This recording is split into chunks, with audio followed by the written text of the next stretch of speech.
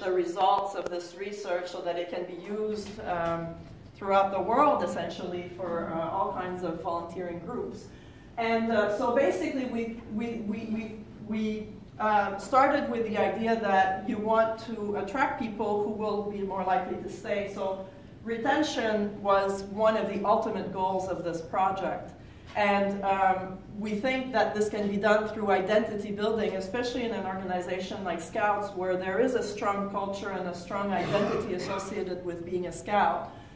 This was something that we thought we could capitalize on. So how do you build that identity so that people want to stay?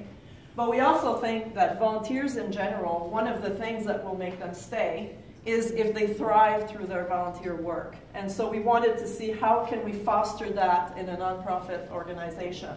How can we foster thriving in volunteers?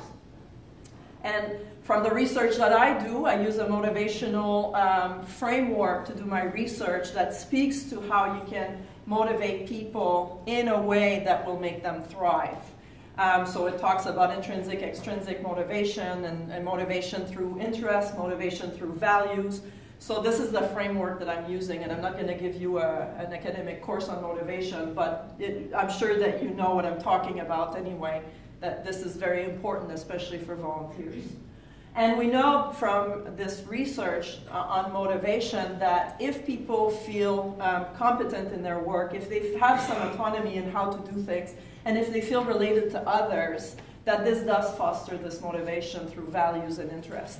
So we're using that to try to test whether if we change recruitment and we change the socialization experience, can we foster the satisfaction of those psychological needs?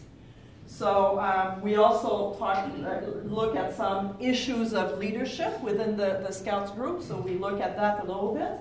And essentially what we're trying to do here is if we change the recruitment tactics, if we change the socialization experience, will we be able to improve this, and will it trickle down into ultimately retention of the volunteers?